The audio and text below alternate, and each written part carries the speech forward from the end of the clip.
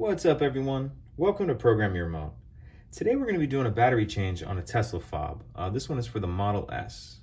So what we're going to need to get started is our new battery. It takes a CR2032 battery, and then we'll need a small flathead screwdriver. So if you flip the fob over on the bottom, right by where it says Model S here, you'll see this little notch, and you'll just get under that with your flathead screwdriver and kind of pry up just a bit, and the back will come off.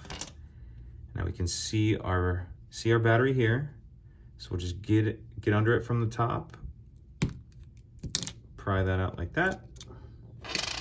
And we'll take our new battery, and we're going to want to make sure that that's plus side up. That'll just snap in there like that. You'll want to put this bottom edge here in first, like that, and then snap the top on like that, and that's it. Pretty simple. If you have any questions, please let me know. If you could take a second to like and subscribe, it helps us out, and I'd appreciate it. Thank you.